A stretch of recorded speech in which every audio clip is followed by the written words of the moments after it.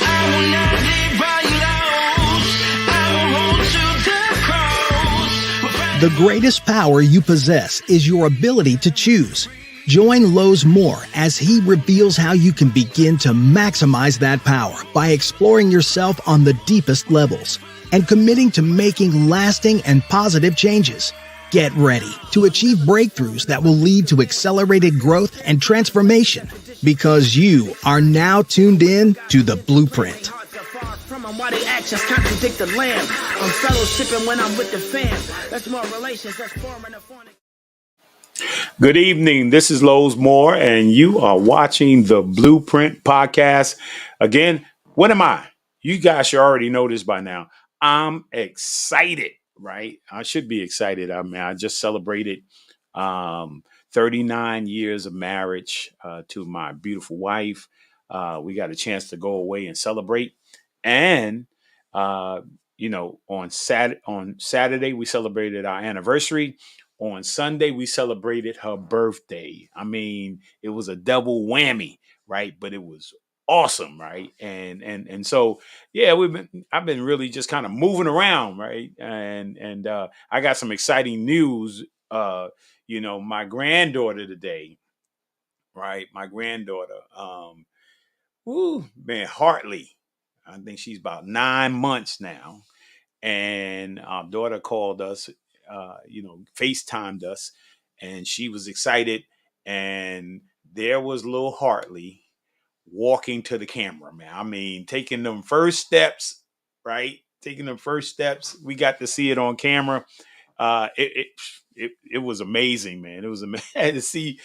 We've been trying to get her to walk. She gets so excited, and then she took like 3-4 steps, and then she just stopped and stood there, and then took another step. I mean, yeah, that was awesome, man. And so, of course, I'm excited.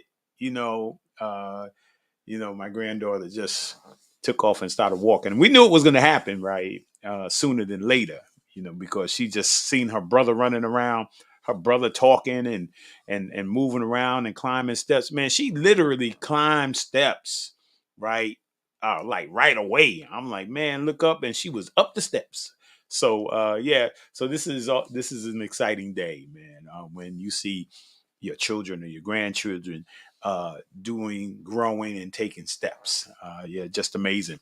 And I'm excited, man, because there's something about sports. I mean, even during the course of the summertime, man, I was just watching the WNBA, man. They starting to get into the playoffs. The final teams are making the playoffs. You got, you got the Yankees doing well. You got the Mets doing well. I don't know what the Giants going to do this year, but New York teams, we hopefully this is the year of New York, and you're getting excited, man, because you come into the close of the end of the season for baseball. We're going to get into the playoffs. Man, it's just going to be exciting. The WNBA is in the playoffs. Man, and I've been watching summer league basketball, watching the high school play, man. Whew, I can't remember playing that many games when I was a little kid, man. Them guys, by the time they 30, man, whew, they're going to got some miles on them legs. But I'm enjoying it nonetheless, and I'm having a good time. And so, man, I don't have no idea where my ball is. But anyway, I'm going to drop something, right? Like everything, my little basketball is a pebble, but I'm going to drop something. You're going to hear it. See, you heard that, right? I'm dropping my pebble in the pond, and we are expecting a ripple effect of this show. We got an amazing guest tonight, man. This is going to be awesome, right? I'm going to love tonight, and it's going to be a ripple effect because my guest tonight has just been amazing, has had an amazing impact on communities and individuals for a number of years now. So without further ado, I'm going to move forward, right? And I'm going to start out with my book of the week. Matter of fact, it's books of the week. I guess I'm waiting for my books of the week. Yeah, there it goes right there. You got two for the love of the game. You got two of these books. One of my watch. I just can't for some reason. When the movie for the love of the game, which is about baseball, right? Kevin Costner plays a pitcher. It's just something about Michael Shear's uh, movie, his story, that I just every time I see it on, I just got to stop and watch because it's about sports, right? And it's about sports have so many things that compare to life, so many amazing things that compare to life that or that they are a microcosm of life. That you can find in sports, man. It just goes through he's at the end of his career and he's going through this stage. He's 40 years old, right? And he's contemplating. He's still good. He's still a good player, but man, that body, time just never stops, and his body and his mind, and what he has to do to prepare to get up for every single game. Man, he thinks he's at the end, right? But he doesn't know. That was an amazing thing. I didn't put it up here today. Maybe somewhere down the road I'll talk about it. When Serena Williams said, I just woke up and I'm saying, like, I love this game, right? But I think it's over. And she didn't say I'm retiring. She says I'm transitioning, right? And I'm transitioning out. And so we just get to the end and we think about uh for the love of the game. That's why we play. We play because we love it. And Michael Jordan's book, For the Love of the Game, you see it on the other side over there. If my wife can show that again. So you got two books for the love of the game. You got Michael Jordan. And I don't know if you guys remember me saying this once before, but Michael Jordan got hurt. I think in his second season, I think he got hurt, right? And so he ended up having surgery on his foot, right? And he had promised Michael, when Michael makes a promise, he wants to fulfill the promise. He promised that every season that he played, he would make the playoffs. So he was working hard to get back, but the Bulls was thinking like, man, we got the best player in the league. We got to protect this guy from himself because he would play no matter what. And so Michael was rushing to get back, and the Chicago Bulls management was like, look, we need to shut him down. He said, oh, no, you're not shutting me down, right? Somewhere along the line, I'm going to play this season and we're going to get to the playoffs. And of course, he got back, rehab, got back, and then they started playing him a little bit at a time, a couple of minutes at a time. And then he didn't like that. And then all the restrictions came off and Michael just went crazy, right? And all of us, we remember he enters the playoffs against the Boston Celtics and he just goes nuts, man. And one night he scored 60 something points, 60, I think it was 63 points against the Boston Celtics. Nobody could guard him, right? But the big thing was that he made the team, he made the playoffs every season that he played with the Chicago Bulls, right? And here's the part of it, right? Because they were trying to hold him back, he put in his next contract, for the love of the game clause, that nobody can keep him from playing when he wanted to play. Nobody can stop him from playing. That in the contract says, I can play anywhere, anytime I want to, and nobody can stop me from playing. Like I can play with the Chicago Bulls and I can go play a pickup in the gym, right? Because it was in his contract. So, and that's how much Michael Jordan loved the game. So, and then next is the word of the week: caring, right? Concern for others, empathy for others, looking after someone, right? That word's going to mean something tonight, right? And it's an awesome word, man. When you stop thinking about yourself, right? And you take the time to care for somebody, to to really honestly and genuinely care for somebody. So and then I got my Pierce Harper affirmation quote moment. right? And here it goes. It says, you cannot go, you cannot go back and change the beginning, but you can start where you are and change the ending. I like that, right? You got to tell yourself, you know, I can't go back and change the mistakes or the decisions that I made, right? But after I made the decision, I can pause, right? And I can start where I am and I can move forward. And then my music movie of the week, right? I don't have it's all in one, right? Because we all have probably at one time watched this movie, and I want to say to Olivia Newton-John, right?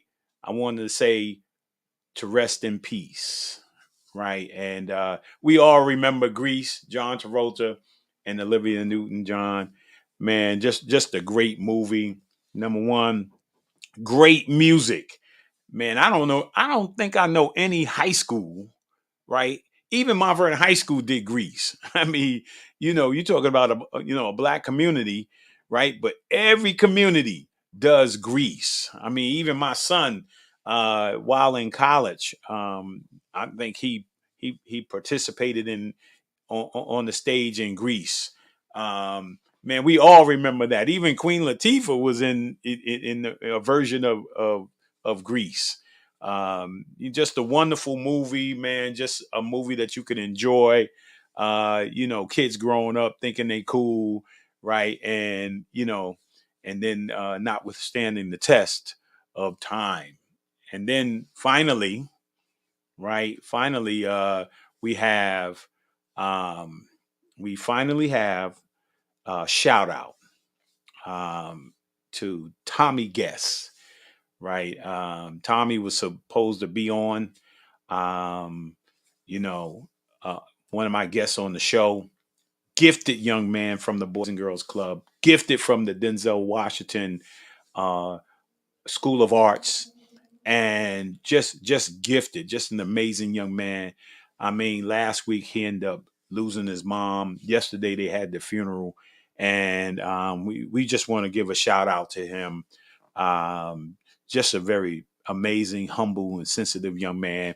About to start his second year at Stony Brook College.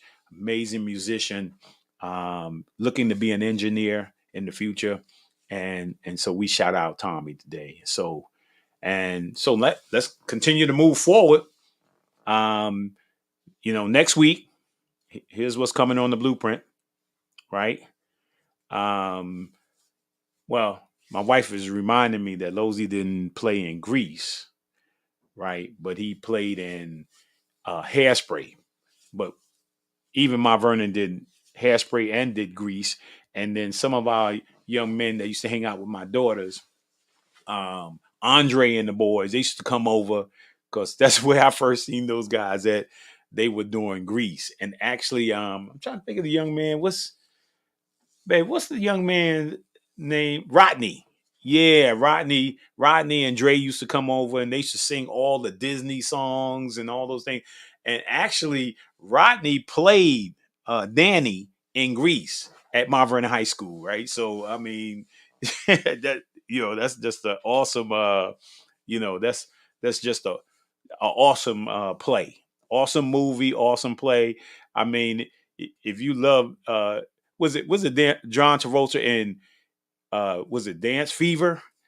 I think it was Dance Fever, but he was amazing in Grease, man, and so was Olivia Newton-John. So, and then next week I got one of Mount Vernon's great basketball players, right? I got Jabari Hines, and I think you've seen him flash up there before. And then behind Jabari Hines, I got a good friend of mine. We grew up together. There's Jabari, right? There's Jabari right there. He's not playing overseas right now, but he's going back overseas. He's making a career overseas. Just an amazing guy. And then Terry Menheim, right? We grew up together, right? We grew up together. I mean, when I say we literally from what is it, first grade all the way through high school, we grew up together. and man, he's with the Crosslight group. Man, he's been in gospel music for many years, right? I mean, he's amazing. He just got an award, and we're going to talk about that next when he comes on. But just an amazing friend, man, really, really, really close, and I'm looking forward to having an interview with him. So, right, John Travolta, yeah, John Travolta did do Hairspray too. Yeah, he was the mother, right? I mean, John Travolta's just he just gifted, right? Yeah, how you go from Danny in Grease, right, and then go to the mother in Hairspray. That's another topic for another day, right? But anyway, let me show you this highlight. Let me show you this highlight, and then I'll introduce my guest for this evening.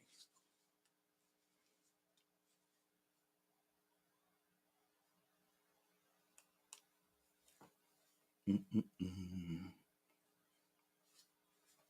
Mm-mm-mm.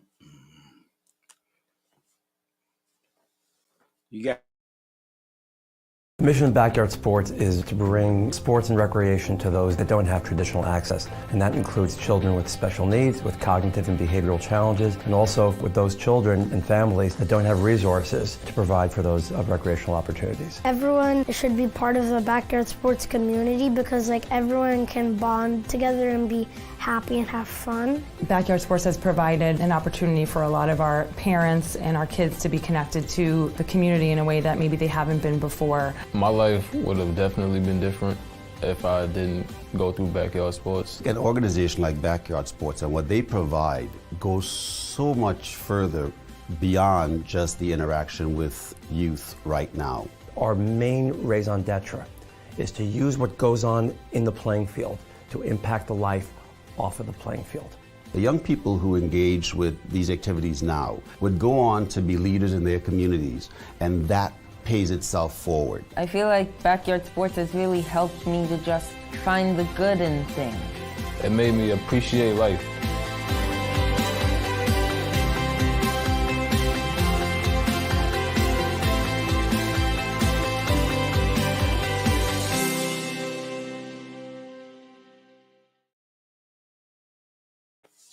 Awesome. Tonight's guest on the Blueprint, Danny Bernstein. What's up, Danny? Hey, Lowe's. Great to be with you tonight. Yeah, amazing. Having me. And you know, we've been talking about the love of the game and love of sports, and I remember the first time I met Danny. Right, he came over and he started talking about what he was doing before he got into this whole world of sports, right? And why he got into it, and even went back and got a degree to be able to do what he's doing now at Backyard Sports, and he was just so excited, man. I've never seen somebody come in, and the first time we met, he was just like so overjoyed about what he was doing, and he was truly being a blessing. Then he was truly being a blessing. Number one, I'll never forget the Edwards School, right? The Edwards Elementary School. And you went over to you invited me over. And of course, I went over there, and you were just doing great after school programs at Edwards School. And I mean, the kids were loving it.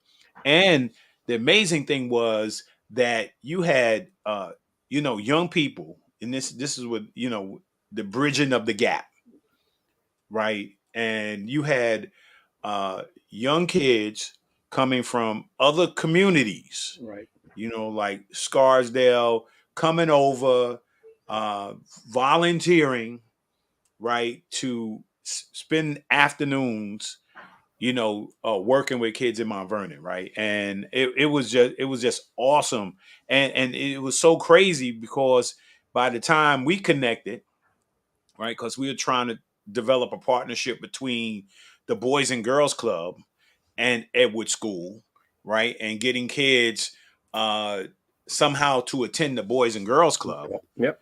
Right. And also, trying to get our kids at the Boys and Girls Club to get connected to do these volunteer acts as well.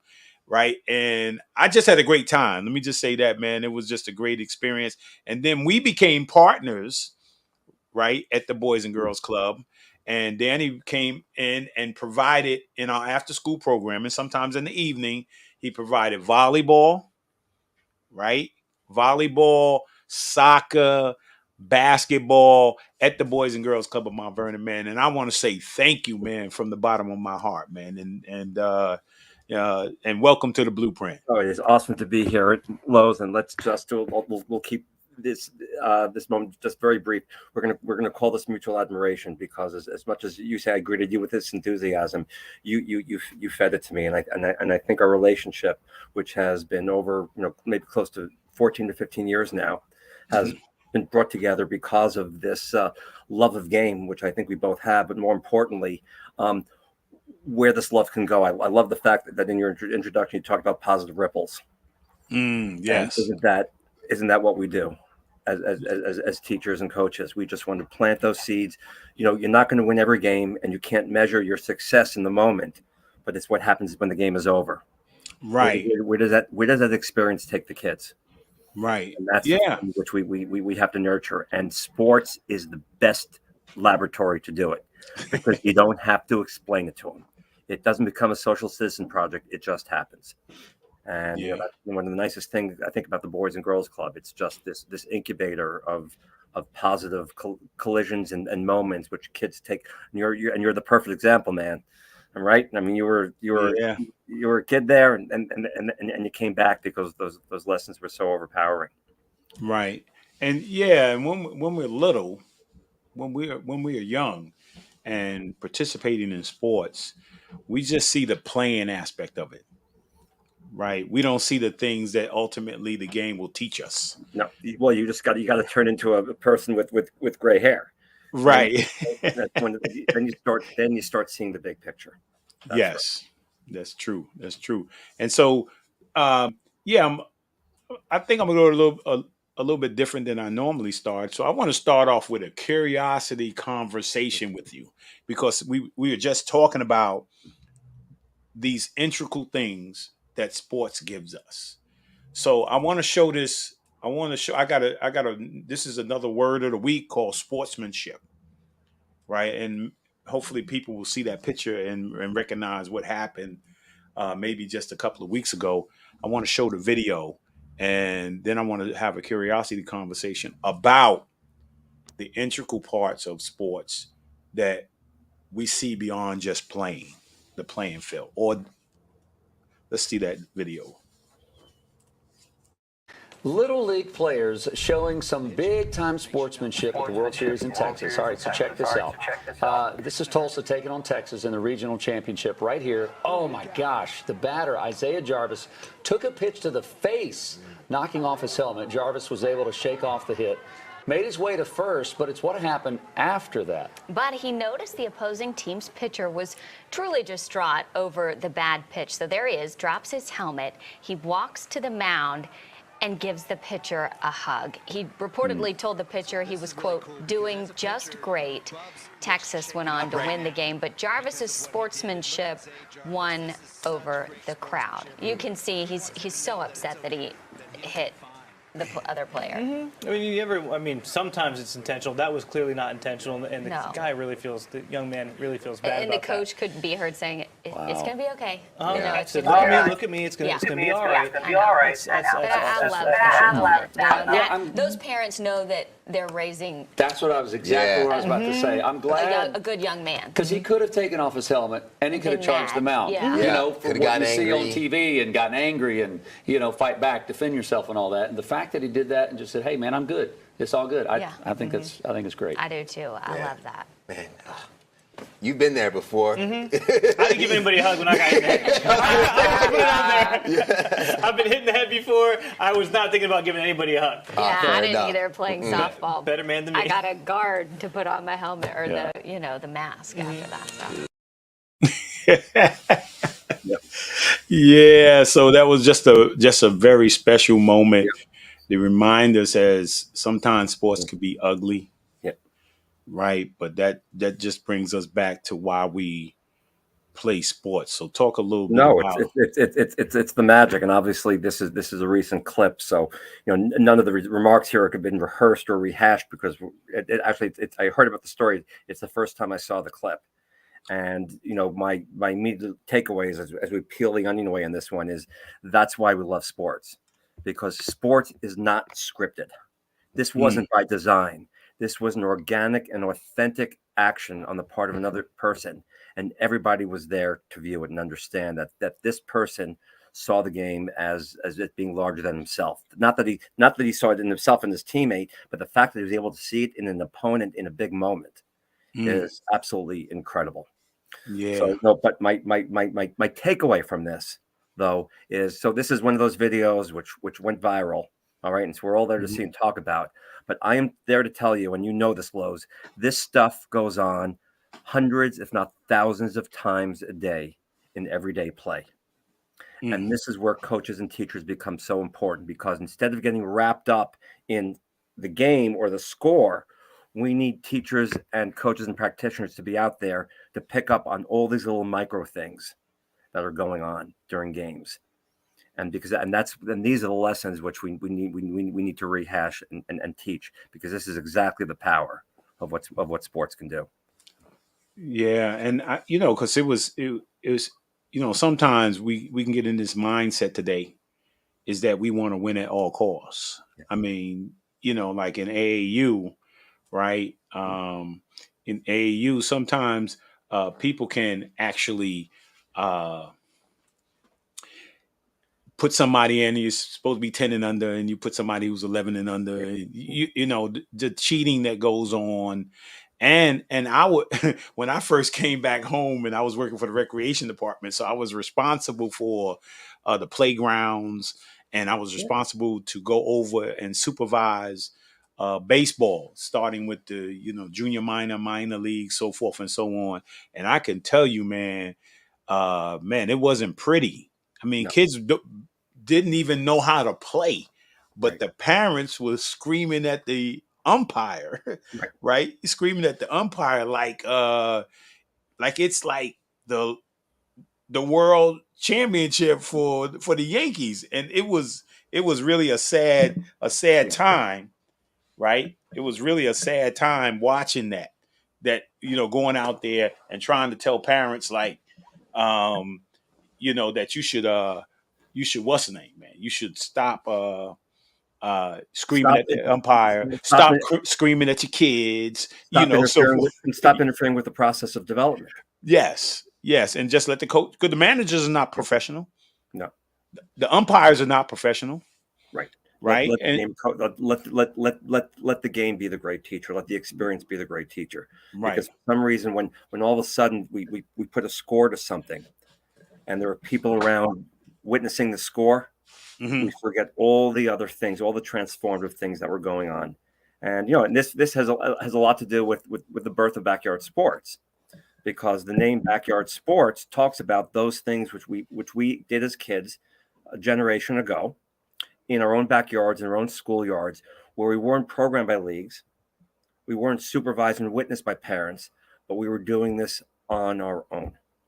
Yeah. And backyard sports was never about just a nostalgic moment in time and taking a bunch of basketballs or soccer balls, baseballs, throwing them out and saying, "All right, kids, just go figure it out yourself." No, this was a little deeper, because we accept the fact in the 21st century that kind of culture of play doesn't exist. Kids aren't being left untethered and unsupervised. So we have to work with the parameters. If they're going to play, they're going to play in an after-school program. If they're going to play on the weekends, they're going to play in a recreational and organized program. We're not going back to the nostalgic, whimsical days of 1975, 76 when we got to do this on our own. But those values, creativity, and ownership of play, which we had as kids, that's not being fostered in today's environment.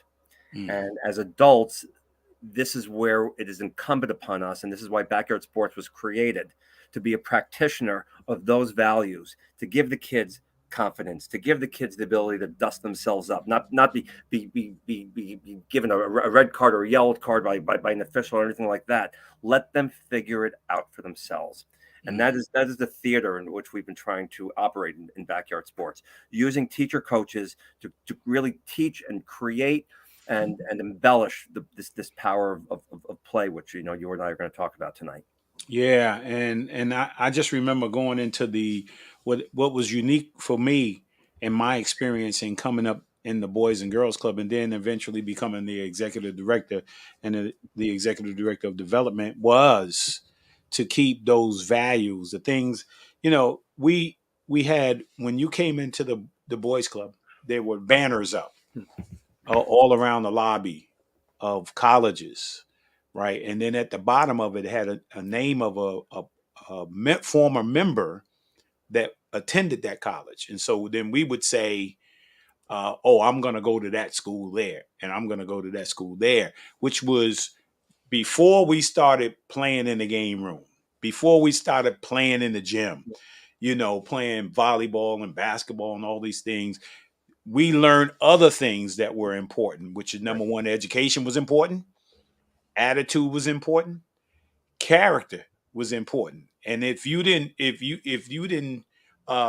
be able to, let's not talk about ambition and aspiration, setting goals for yourself, looking beyond your current circumstances. Well, yeah, because nobody ever said that, oh, okay, Lowe's going to grow up, he's going to be a professional basketball player. Denzel's going to be a great actor, right? It was always the fact that they wanted us somewhere down the road to become productive citizens. Right. Mm-hmm. And that's why it's so funny, because if you take the behavior of parents, watching when their kids start stepping out when they're 7, 8 years old, especially today, the modeling for them has been just that.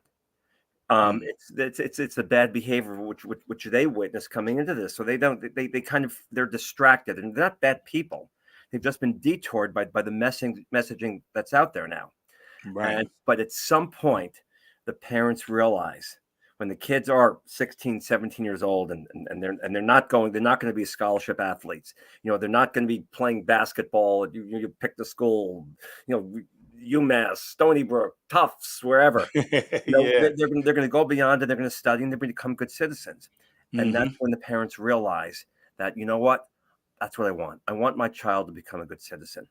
And if sports can give him those ingredients, so much the better. Yeah, and he can find it on his own. That's right. And I think the other thing too about it was that everybody had to participate, good or bad. Oh my gosh, of course. Right. And it was up to us to make sure those kids were included, especially the kid that no one, that was the worst athlete. If he had the ball, if he went home, game was over. That's right. Right? Yeah, game's over. Yeah, game's over. Or if you play baseball and one team only had 6 players, right? 7 players. Well, we say, if you hit it into the empty field, that's a foul ball. We can't do that. We made up our own rules, right, to accommodate and regulate, so we got good playing time, and right. We couldn't afford to argue, because if we argued, then it was going to get dark and we were going to lose the playing time. So we found a way to be creative and independent. That's right. Yeah. On our own.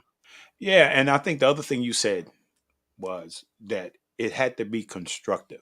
Yeah. So that was the unique thing about the Boys and Girls Club. It's not just throw out the ping pong ball and the paddle, or throw out the pool ball and the stick and go for it. No, somebody was in there to guide you, to tell you how to play that game. Yeah. And then what I call it's the silent code of ethics. Right? Like you don't want to play that guy because he's the best guy at playing pool. So you get up and distract him because you got next, right? And no, that's wrong. Yeah. Right? You can't do that. There's a silent code of ethics that you have to maintain. Yeah. Right? And manifest as you grow up. Yeah. Like when somebody else is talking, right? You don't butt in. Right? You say, if you want to say something, you say, excuse me. Yeah. It's common courtesy. No, right. We're going to repeat this, and it's this recognition that you're part of something larger than yourself. Yes, the game is more important than the individual. The integrity of the game. I mean, and the community of people participating. Right. Everybody had to get touches on the ball. Right. Mm-hmm. Everybody had to walk away with a positive takeaway. Otherwise, they weren't coming back. So we found a way to look out for one another. Oh yeah.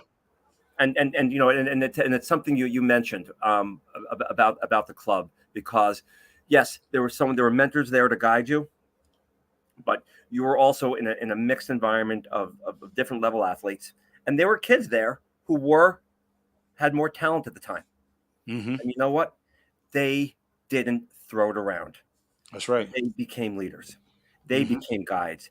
Kids taught other kids how to play the game. Oh yeah. And that's how we learn peer leadership and peer respect. You know, what I find so frustrating about the way sports are set up today, because if you show any talent when you're 7 or 8 years old, you're not left in the rec program with your own kids. You know, what your parents are going to probably do is find, as you said, an AAU team or a travel team. And so what they do is they start self-selecting kids to start competing against each other to play together. Right. And that's not how leaders are born. Leaders are born when you have kids of different levels of ability playing with one another, and there's nothing wrong with being one of modest ability. You learn.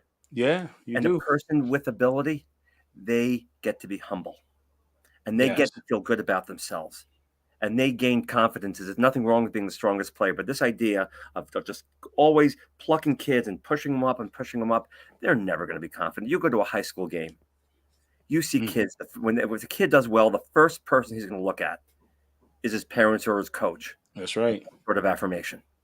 That's right. They don't look to one another anymore. There are no leaders out there. We're losing that.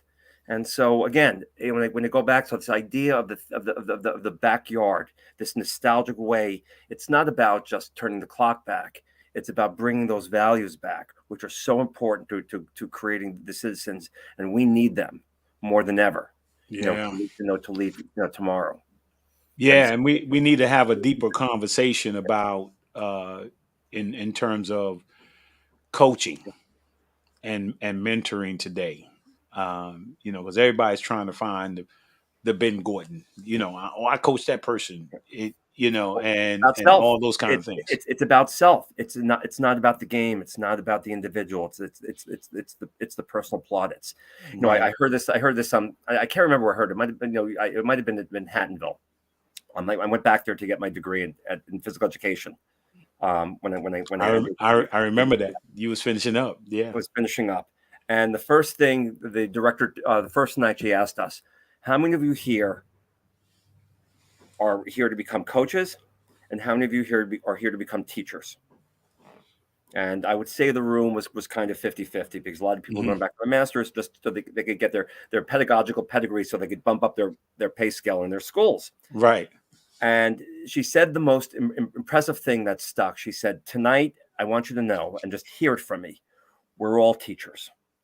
We're all teachers." And she said the biggest difference between a teacher and a coach needs to define himself or herself in the moment. They need the win. They need the record. They need the identification of that athlete. They need to measure their success today. Teachers, and you're going to love this, Lowe's, they plant the seeds. Teachers create ripples. When you're coaching or an 8 or 9 or a 10-year-old, you're not worried about how the season's going to be. You're worried about whether that child is going to have a positive experience, that they're going to stay in the game of baseball, basketball, soccer, whatever it is. So they're going to want to play. And they're going to be playing not when they're 10, but when they're 15 and 16. And most importantly, when they're 35 and 40, because that's when they need it the most. And that person, that teacher, they might not see where the ripple goes, or where like when they say the teacher is one who plants the seeds of the tree seeds of the shade they will never experience. Awesome. And isn't that what we're doing? Yes. And that's the true difference between a teacher and a coach. That they could be in the moment for that child, knowing that their input and their impact is going to take effect years down the road, and not be there to see it. Yeah, and that's what we need more of. We do, and I remember just coaching AAU. I think I took 10 and under, 11 and under, 12 and under, and I wanted to give everybody a shot. I usually have a meeting with the parents before I started. Your son made the team. Your son made the team, and look, we're never going to embarrass them, right? We're never going to put them on the court and make them look bad and scream at them and all those kind of things. Remember this. that every moment that they get on the court, we're trying to help them develop, right? We're trying to help them get over the fear, right? Manage the fear so they can get out there and see if they can bring out something in regards to the skill that they have into the real play, right? And just communicating with parents and stuff like that. I've never had a parent come up to me and say, I need my son or daughter to play more, right? No, you said it after, but here's what you did, Lowe's. Which, you know, and I would say 9 times out of 10 that if you sit in meetings today, you know, you might hear similar words to people, because that, we're going to have, you know, I don't know if in AAU, but certainly in typical recreation programs, you're going to hear the word fun, and we're going to learn this year. You know, the problem is that people talk about it, but once the season starts, once the clock starts, once the first score goes in, people and coaches get distracted. And they don't become practitioners of what of what they talked about. They forget where they set the bar. That's right, because it becomes about winning. Right. Yeah. And because, you know, and because what you did, you know, the parents might not have liked it, but it's not like you didn't deliver on what you said you were going to do for their child. Oh yeah. And then now, you know, down towards the end, when they started to move on, you know, the different stages. And I was happy that we positioned them to either make their freshman team, make their middle school team, make their freshman team, make their JV team, make their varsity, or sometimes some excelled and they went straight to JV or they went straight to varsity. You know, and I was happy for them. I don't even remember how many games I actually won in that coaching thing, because it wasn't. And don't leave out the most important kid, Lowe's. Don't leave out the youngster that didn't make a team, but still came back to the club to play basketball. Right. Oh yeah, definitely. Because they love the game. Yeah, and then maybe next year they did. Why not? That's right. And, you know, and of course, or maybe never. You know, and I'll admit it here honestly, was that I made a mistake honestly when I was coaching. A mistake that I always regret. I had a young man. He was tall, right? He wasn't that skilled, right? And then another kid showed up maybe a couple of weeks after we fought with father and son showed up, say, hey, my son is looking. I looked at him and he seemed to be more mature than the big guy we had. Right. And it was actually a mistake. Right. And I actually told the guy, look, you're going to play at home when we have home games, but you're not going to go on the road. And that was a bad decision, because the kid who I put on the team, right, didn't need it as much as the kid that I put up. Yeah. Right. That he didn't travel with us. And he never came back to the team. Right. And he went wayward. I mean, wayward. And it was one thing that I regretted. Right. Because I took my eye off the ball. You know, that it wasn't about winning. Right. That one time I took my eye off the ball, and because everybody was blessed by the opportunity, but this one kid didn't get. And the grandmother used to say to me all the time, "Oh, Mr. Moore, I thank you so much for, you know, allowing him to play." And oh, he's just been doing such. And I wasn't hearing it, man. So for all coaches out there, right? It's deeper than, you know, you got to look deeper than just winning and I got these guys on the team, right? It's deeper than that, man. You never know what's going to save a kid's life, right? And cause for somewhere down the road that they will become a productive citizen. So don't make the mistake I made, right? And take your eye off the ball, man. Keep your eye on the ball. Sometimes if you got to keep an extra player, man, just to keep that guy there, right? So that he stay out the street, you know, or stay out those negative vibes, do it, you know. So, yeah, I mean, but I think, you know, so we talked about, you know, the players understanding the larger responsibility of respecting the game. You know, it's no different, you know, for the adults. Well, and we're continuing to evolve, even and we make mistakes. Mm-hmm. But you know, it's you know, we owe it to the kids we're with to learn from them. Yeah. They're deserving of that.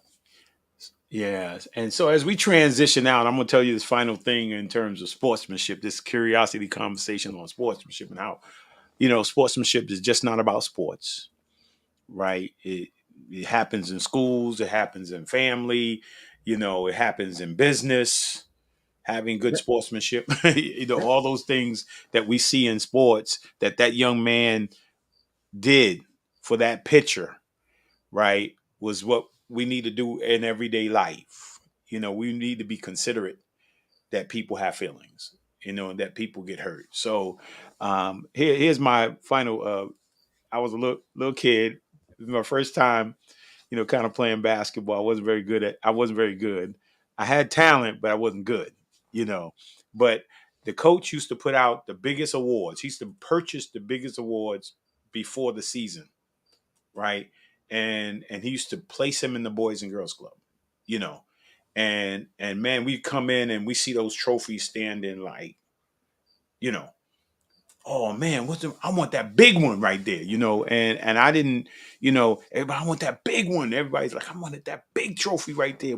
What is that trophy, right? And so we're thinking like, man, that's the MVP, man. I'm gonna be the MVP, and as you get closer to the biggest trophy on there, at the bottom on the tag it said sportsmanship, right? Oh dang, why the sportsmanship is bigger than the MVP? What is sportsmanship about? Like that. And so you look up what sportsmanship is, and it talks about the ultimate team player, staying in the game, being encouraging, just all those wonderful things. And it made me think about that, man. I mean, not that I was a bad person, right? And I was kind of that person already, right? But it just magnified, I didn't win it any of those awards that year. And I told the story. I won. I was telling all my friends I was going to win MVP. I was going to win the sportsman. I want to win all these trophies. Went at the awards dinner, and I was bragging, And when I came back, I had gotten a trophy. It was about that big. That was one trophy I got. It was about that big. I could put it in my pocket, So I snuck in the side of the building because all my friends was waiting for me. I went around the side of the building, went in. Next morning, hey man, how many trophies you get, man? Oh man, I don't want to talk about it. But what it did the next year was made me work. It made me purposeful. And eventually I did. I won sportsmanship. I won MVP. I won, all league. I won a number of things, but I had to put in the work to get it. Right. Nobody was going to give it to me. I had to be a good person for real, so I couldn't just say be nice because I'm going to win that trophy. You have to actually be a part of your lifestyle. So, yeah. So, before we transition, get back into some more sports stuff, talk to me a little bit about what your thoughts are on the importance of family, the importance of faith, and the importance of education. All right. Well, certainly, with family, I mean, we talked about, you talked about how parents can be witnesses and observers, and, they could be positive or they could be negative. And a family person, when you look for your family, what the family unit gives you is unconditional love. That's what family is. You could be your authentic self. And that strength, when you're raising a child athlete, that's what to be a really solid parent. That's the best thing you can be to your kid. Is just don't have to advocate for him. You don't have to push him. You don't have to put your expectations on him as an individual. Just love him in the moment, and just say to him, I just love watching you play. And that is the best affirmation, you could get, certainly within your family, and certainly as family and sports goes, that's exactly what I think kids are looking for in their parents. Yeah, that idea of unconditional love and loving me for who I am, and the type of person I am, and the type of person I can be. Yeah, and do you feel like that's how your mom and dad, what did they do? Where did you guys? They're very interesting. It's my back in the 70s. My mom was a passive observer. My dad was a little bit more active and tended to push me into certain things. He had just moved from the city out into the suburbs, and obviously he loved baseball and he loved basketball, and he started playing tennis, and those were the things where he saw that he wanted me to excel in. And my dad was a very strong guy, Lowe's, and I didn't have it within me to push back. I couldn't be honest and authentic with him. So I started playing soccer. And my dad, coming out of Brooklyn, soccer was kind of like an outlier sport at the time. And I didn't pick up a soccer ball till I was 13 years old. I mean, kids today are being, they go into these kindergarten programs, at 4 and 5 years old. And, and having that experience or having that negative experience, kind of tilted me in a little bit of a different direction, because I had the perspective of what it was like to be pushed. And, I wasn't a great athlete, but I was athletic. And I loved play. I loved the experiences. I loved my friends. I loved the teams I were on. But this soccer thing for me was so influential because I owned the game. I played as a high school. I played in college. I played beyond college. And my dad watched. I probably played in over 500 games. And my dad saw me play twice. Wow. And so when I achieved the team success that I was able to have in high school and college, I felt ownership over it. And I understood the reasons why I loved it so much, because they were mine.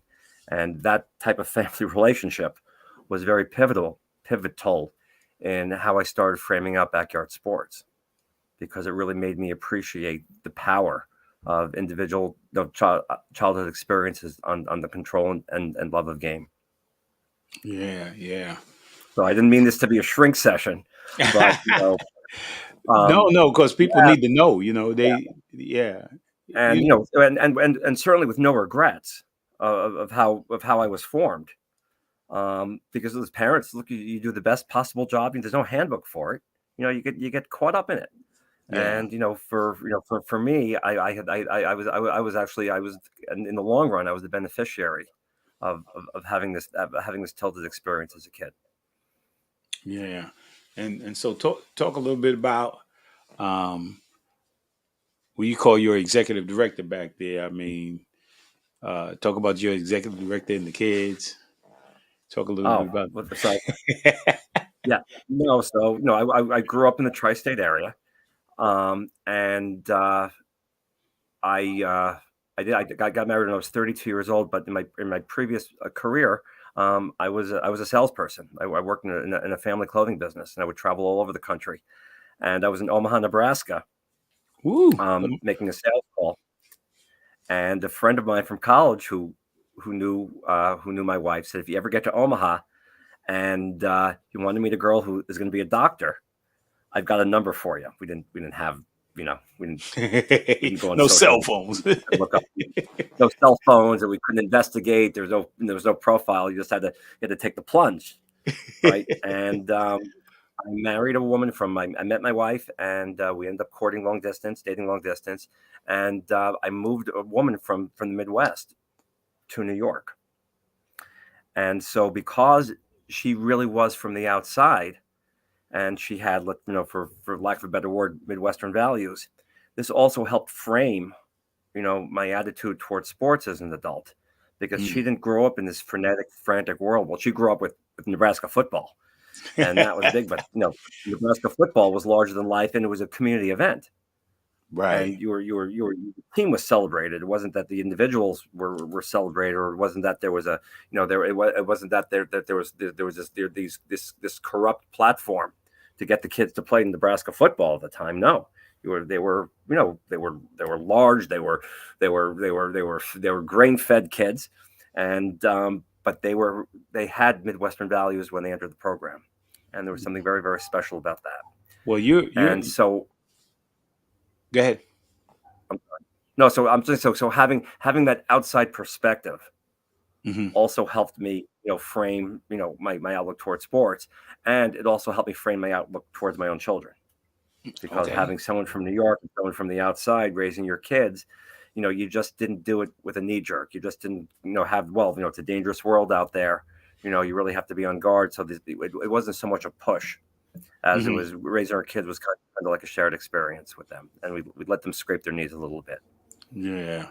Yeah. And I actually been to Oklahoma and Nebraska, and, because my brother played at the University of Nebraska.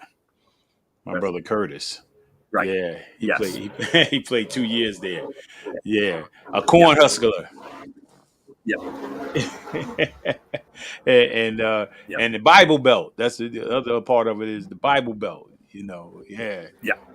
Yeah. So Yeah. values. So very, very, very pious people today. We might call them, conservative. But this idea of raising children in a very ethical way, across religion and across, there were values which were important with their experiences as kids, and that, having to bring my wife here, reminded me of that. So when I got a little distracted, she kind of put me back on my way a little bit. Yeah, no, I know. And so that's cool. So you got how many kids? I have 2 kids. So I have a son who's getting married in October. He's congratulations. living in Washington, D.C. and thank you very, very much. And my daughter just got a master's in engineering, and she's she's living in Chicago right now, and just started working back in May. The Windy City. The kids have the Windy City. The kids have flown the coop, and so my wife and I are rediscovering each other after 30 years of marriage and starting to plan out our next chapter. Yeah, no, that's awesome, man. Yeah, man, we love it when our kids, number one, when they get married. That's a very special moment. And when you go back, when they graduate from high school, go to college, man, they're pivotal. That's pivotal moments in our lives, because, you pray for those things. You plan for those things, and when it actually happens, and that's what you work for. And what is, I mean, and think about your typical sport parent. Let's dial that back. We want them to get a scholarship. They have to make the team because they need the coach from the high school, look from the high school, and everything was an agenda. Yes. And we said before that you want the kids basically to be good citizens. And I just want to add to it and say what you really want is that at the appropriate time, you want the kids to be able to navigate for themselves. That's right. As authentic human beings.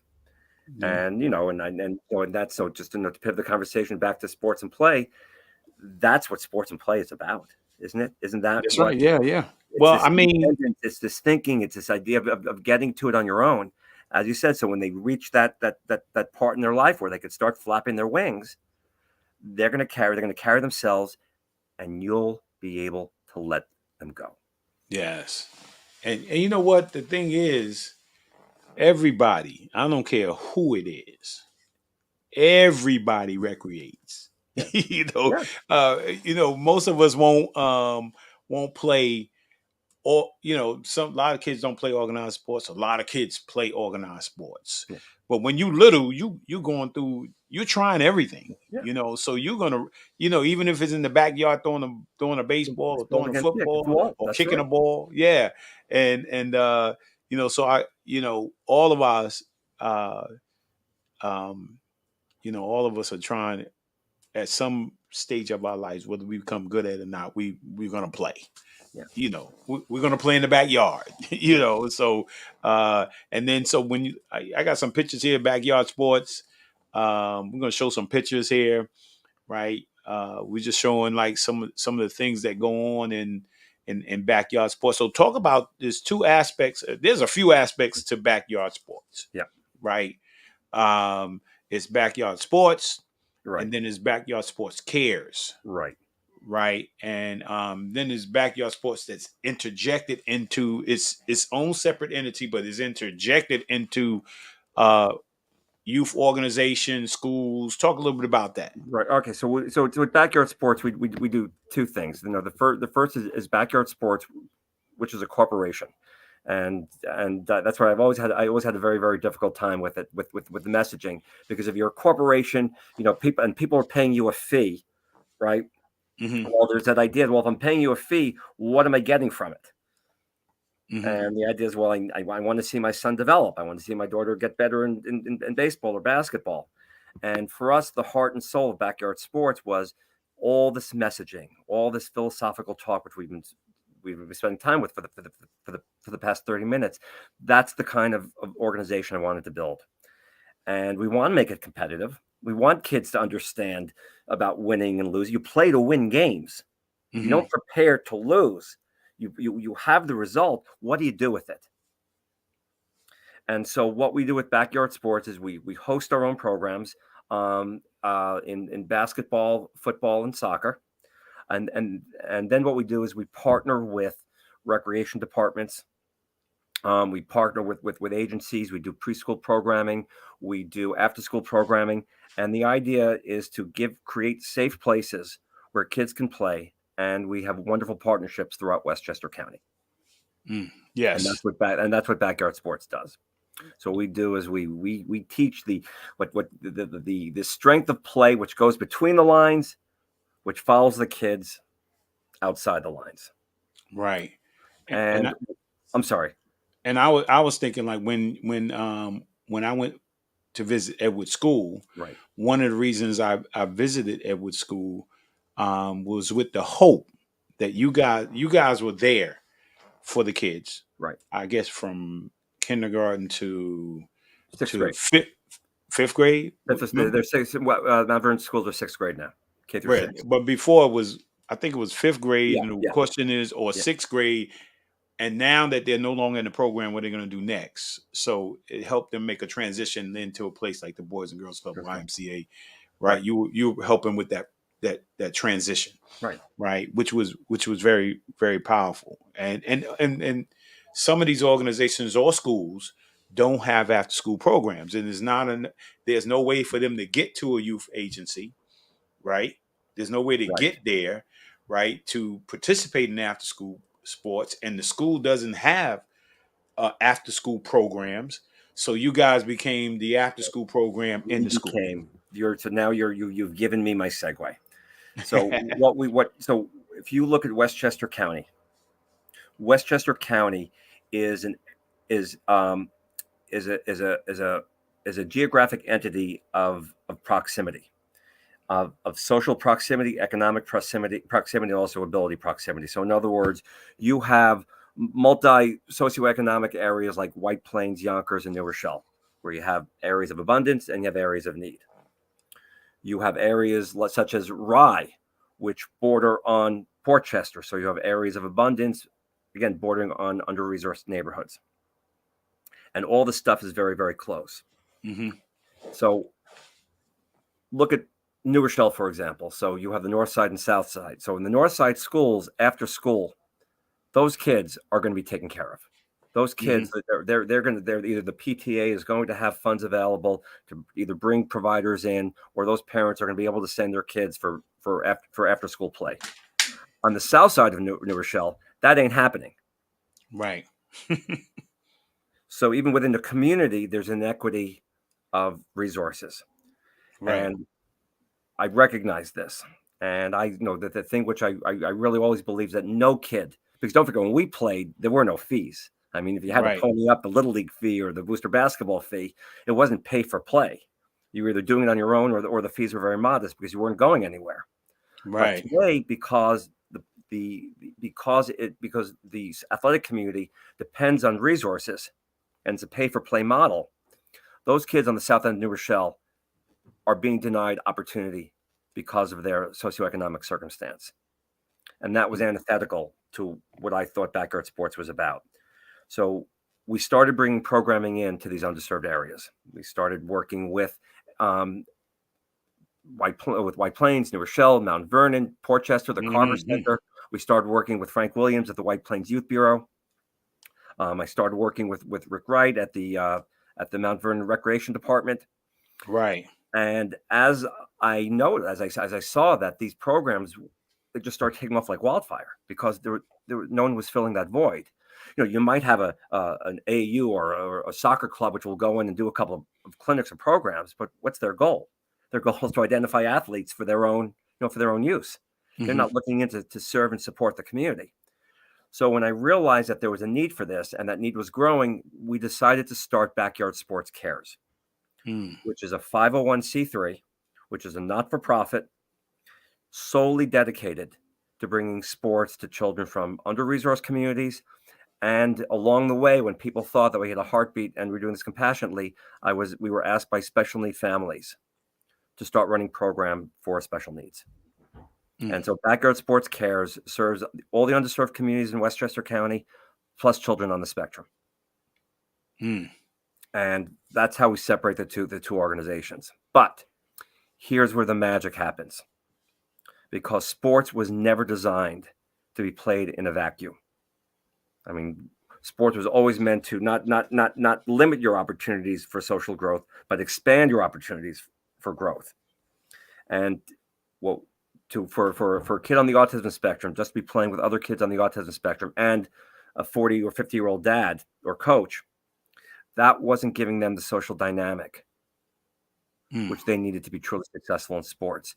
So what we started doing is we started bringing in peers, student athletes, to work with the kids on the spectrum. And so I saw that this formula, you talked about it earlier, of creating a bridge of kids with ability level to come in and work with one another, that the give and take was absolutely a very, very powerful thing.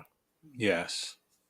And the idea that kids who need a little bit of extra help can get it from peers of theirs, not just another occupational therapist or another coach or another adult, but to do it within their own peer group was very, very powerful.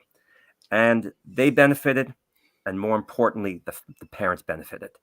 Yes. Because that kid would never have the opportunity to go out and make friends after school. And this program gave them the opportunity to do that. That's powerful. Yeah. And it kind of reminds me of the town of Bethlehem up in Albany, right? I went to see, they had a basketball program, right? And so they had the elementary schools, right? And actually the elementary schools ended up, the high school kids would come down and coach and referee the elementary school kids.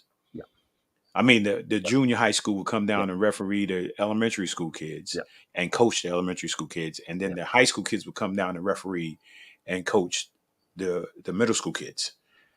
Right. And so it was teaching, a broader perspective. Not only getting to learn to play, but now you get, as peers, you get to help somebody who's underneath you, right? And gave you a better understanding.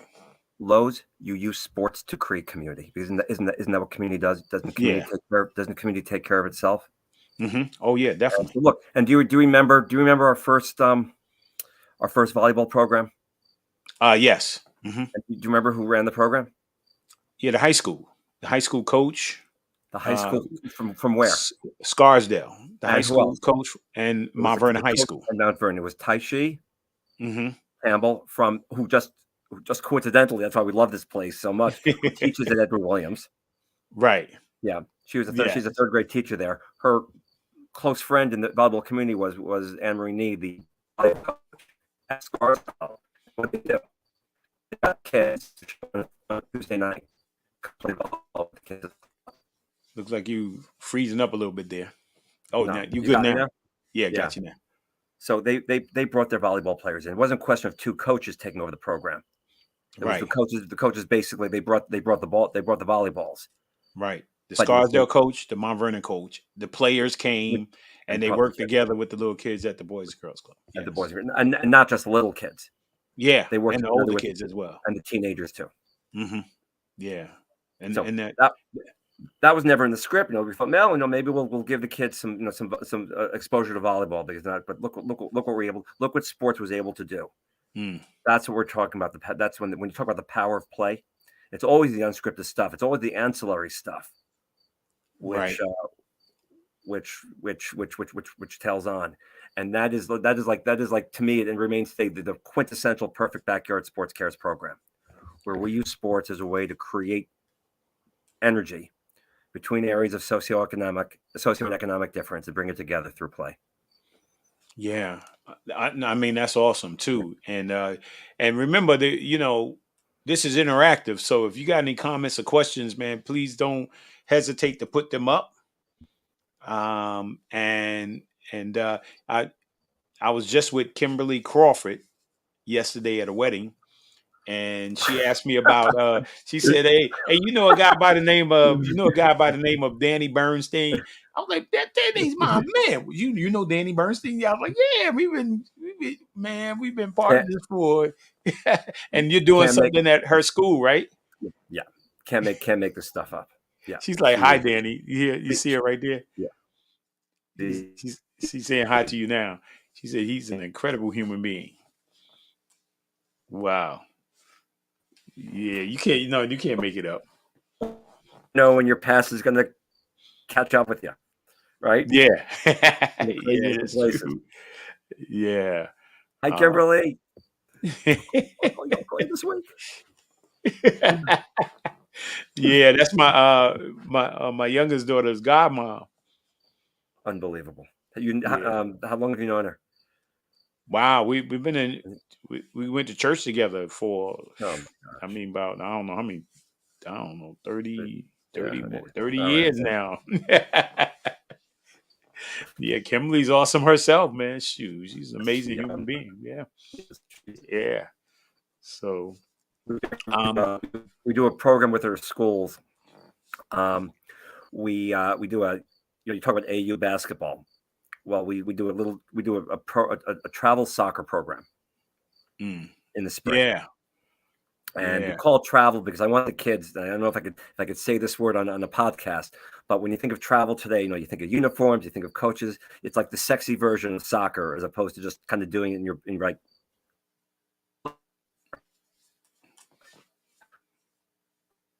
We don't want the internet to stop messing up now because Danny's way upstate near Adirondack. All right, you got me back. Yeah, we got you back now. Yeah, so the thing with soccer is that kids know what travel soccer is like, but most kids can't afford it. So travel soccer is going to cost you at least $1,000 a year for the coach, the uniforms, the traveling fees. So we formed a soccer program between New Rochelle, Mount Vernon, White Plains, and Yonkers, where we take kids. Not the best kids. We take the kids who are identified by the agencies and by the building assistant principals, whose participation on a sports team will benefit their experience in the classroom. Because by being part of a team, by wearing a uniform, by feeling good about themselves, they will become a better student. And that's how I met Kimberly. Yeah, awesome. She is my favorite GM for the Ridgeway. She was at Church Street this year. I think she's going back to Ridgeway.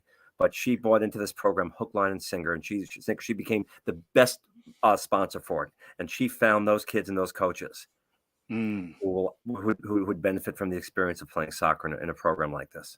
Right, man. I should have brought Kimberly on. Man, I should have had a pop on here, and yeah, no, that's amazing, man. What you do, Danny, in backyard sports and backyard sports cares is just amazing, man. What you guys do, and all this costs money, right? So if you got a way that people can help support, tell us about that now, and my wife will put it up. So if anybody's out there that wants to support backyard sports cares, you are very kind. It's an easy website. It's www.byardsportscares.org. And that's www.byardsportscares.org. And yes, we are a 501c3. And Lowe's, about it. I wanted to brag about you sometime because here you are, an icon of Mount Vernon. playing in West Virginia, playing professional basketball, yet you still found time in your 50s to come out to our 3-on-3 basketball tournament fundraiser. Yeah. Hey, we was in the championship a couple times. We never won. Huh? We never won a championship, but we was in the championship a couple of times out there. And Lowe's, just tell the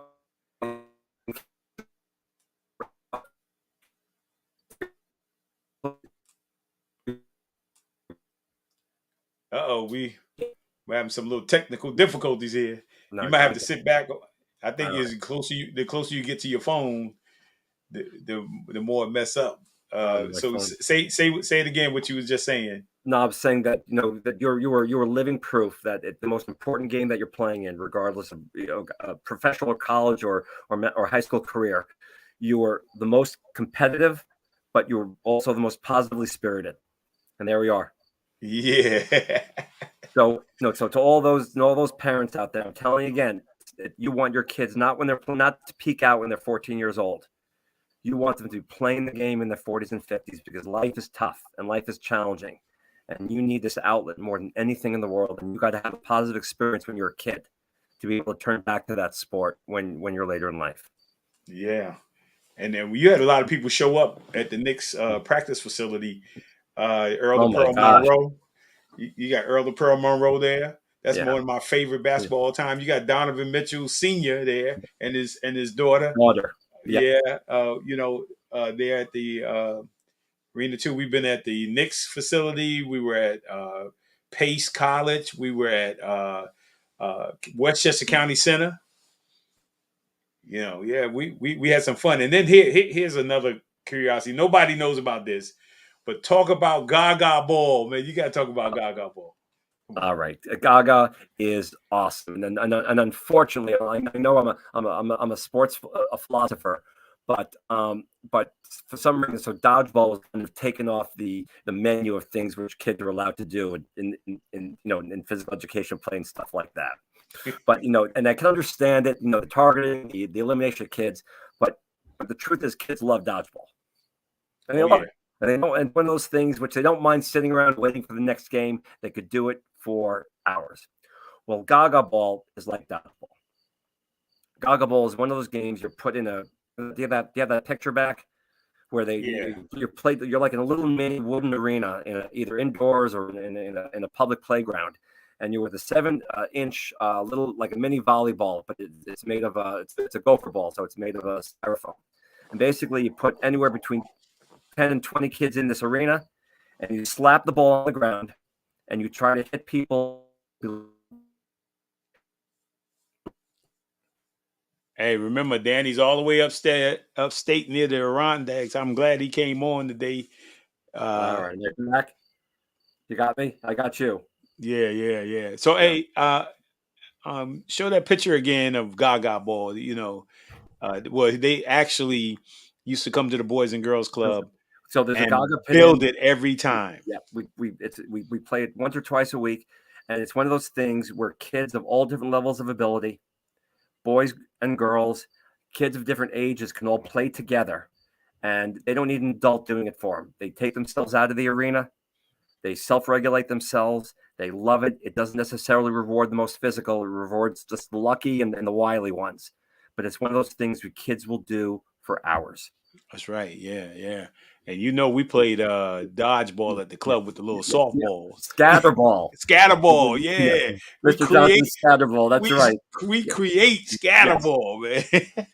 Yeah.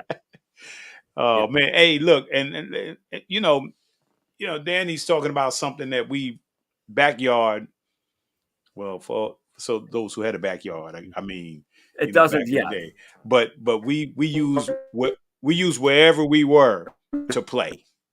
Right. And we made up stuff like, was it Ringer Lara Coco, tag, jump the fence. I mean, we just make up stuff in the backyard. And we were engineers. We cultivated, we built, or like that's what my daughter's this big fancy engineer now, but she never, she always reminds me about what play is about.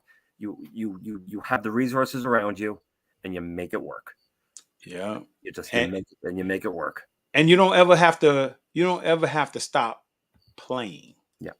I mean, what's that game? What's the game? They isn't even on television now, man. What's the game? Where you toss like the bean bag or something into the hole. What's the name of that? You know what I'm talking about?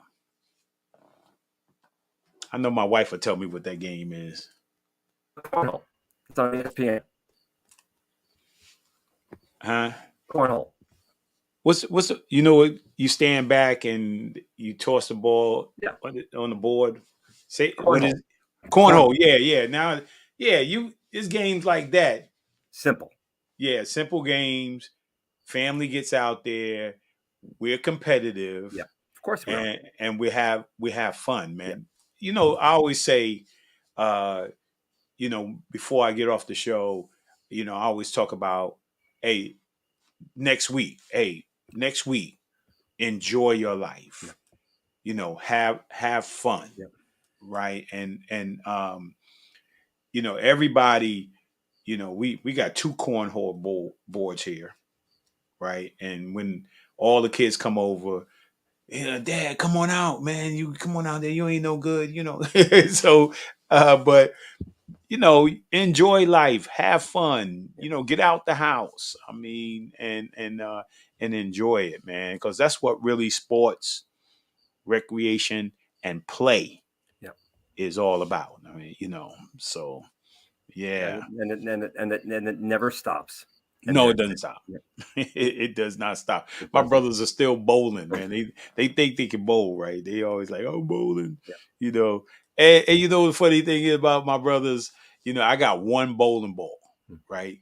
And I left it down there with them because when I go, we don't bowl up here, but not yet. Maybe, with the pandemic and stuff like that, But down in North Carolina, every week they got like 29. I mean, I'm going to be literal with this. Both of them probably got about 29 bowling balls. I'm like, how many balls you need to bowl, man? Because it doesn't make sense. So, and they got their own shoes too? Oh, yeah, they got shoes too. They got shoes. They got all kind of shoes, bags. They got their favorite team bags. I mean, it's just, they went to Vegas to bowl. I mean, come on. How many balls do you need, man? But you know what? With wide fingers, though.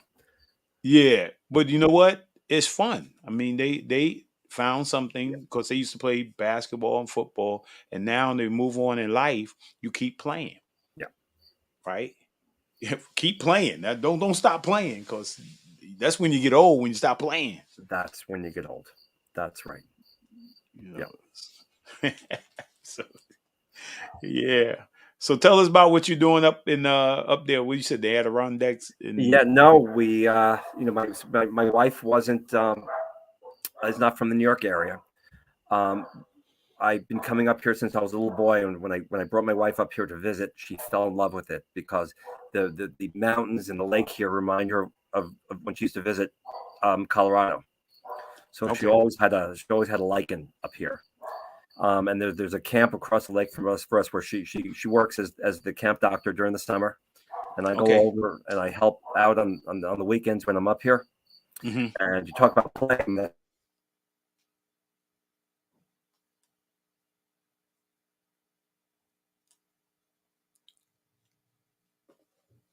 Here every summer. Did you get that, Lowe's? A little bit of it. I got every summer. All right. We bring Nesta, Felix and I, we collaborate to bring the kids from her New Flex Foundation up here every summer. Yes. Actually took a few kids from the club up there during the summertime. So again, this thing we talked about, just don't, you just don't talk about it. You got to be the practitioner. That's right. And so this area up here has allowed me to, to continue backyard sports because it's allowing me to share an area which we love so much with the kids who really need to get out for some time and really experience some organic, natural environment. Yeah, like getting away from the city, Yep. Yeah, and I love it because you made so many partnerships, so many communities. And one of the communities I love, we had a partnership at the Boys and Girls Club forever with the Westchester youth, the youth program of Westchester. and you have a partnership with them as well. Uh, when you get unfrozen, talk a little bit about that partnership. So I met their leader at a fundraiser, um, and it was like love at first sight. I mean, he had young men. The shelter is a residency for an alternative to incarceration. So these young men were in the system. Judge said, "You're not bad kids, but you made bad decisions.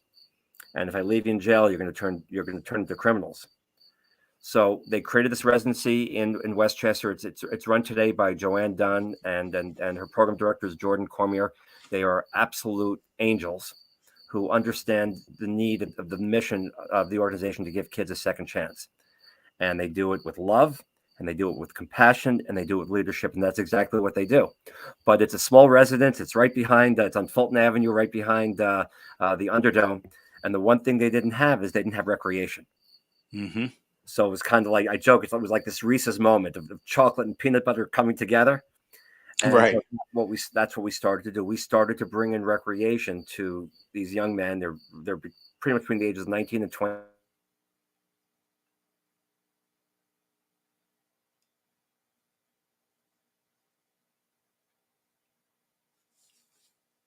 We apologize for That's okay. We started partnering with the Boys and Girls Club because there was a resource available to us, and we started a PE program for them in Mount Vernon. It would take them 5 or 10 minutes to get there during their school day, and we would get to do phys ed. And and they used to come to the club. We started the partnership with them to play basketball and come over to the gym. Man, I used to go in and talk with them and different things like that. I used to go over to the shelter and spend some time because we had a number of Boys and Girls Club, former Boys and Girls Club members that work for the program. So and I provided my book for them so that they could read it. And we used to go over there and have sessions. We used to bring them to the club to meet with our passport, the manhood group, and share with them why they were there with the kids, because we had a street smart program, right, to prevent kids from getting into gangs and into with bad peer pressure. So yeah, I love it because you taught those guys like they out camping. I seen that they were doing rugby one time. They were learning they were doing yoga. You had them doing everything. No, and it's just getting the power of play. I mean, using sport, and of course, bringing people in to be along with them in front of them, who just showed they cared. Mm-hmm. And you express that. You express that by doing the thing like play. Yeah, so you might have to say that again, man, because we use sports to bring people together, doing the things they love to do. That's play. Yeah, and I love how very simple formula. How Dylan and yourself and all of us interact with those guys, because we look at them. Some people just look at them, oh, they just criminals, right? No, they just kids that got bad breaks, and they kids that made in environments that didn't allow for them to make great decisions. And of course, then that's where the world works, two ways, because here you are, you think you're performing a service, but these young men are teaching you about humanity. These are the young men who are allowing you to become a better parent. Mm-hmm. Because talk about love, compassion, giving second chances. I mean, by having that understanding of not.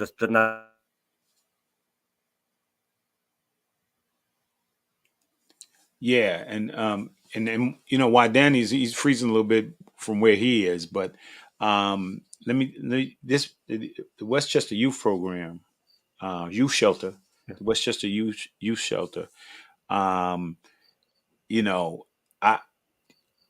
If they didn't have this program, they would definitely, without a doubt, enter the prison system, right? But the courts implemented this program. Yeah, actually, it was the judges and the attorney general. Yeah, implement the program so a few of these kids will get an opportunity, right, to come to this shelter, right, and continue their education and continue those things that we talked about earlier, character, learning those things, common courtesy, because maybe they didn't have that wasn't provided back then, but also the continued education. I love it when those kids graduate, because when you see them from the time they start the program and the time they graduate from the program, they are totally different young men. And I know they were trying to start to expand the program and to add girls as well, right? Given that opportunity.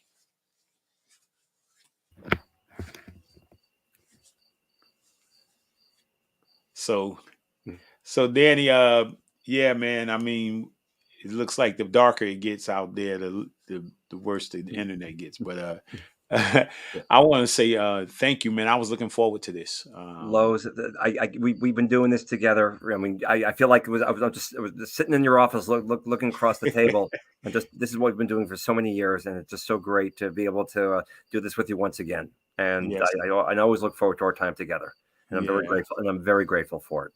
So thank you. You're welcome, and tell your wife and everybody I said hello. And enjoy the rest of your time up there until after Labor Day. Enjoy that peace and tranquility. Yeah. And I'm saying a special good night to Kimberly. I'll speak to you this week. Yeah. Our biggest fan, goddaughter, huh? That's great. Yeah. Awesome, man. So again, thank you. This is Lowe's Moore. We're on the Blueprint Podcast, and I want to say thank you to all those who support each and every week, man. I love you guys, man. I look forward to, communicating with you guys each and every week, man. And I look forward to bringing on special people, man. Hey, not perfect people, but special people. We all striving for perfection, and they got stories. I mean, they don't become who they are overnight, but it's a process in which you become the person you ultimately think you should be or want to be. So again, thank you so much for your support. I love you guys, man. God bless you. And ready? Go. Go. Go right away. As soon as you start. Ready? Go. And she's standing there.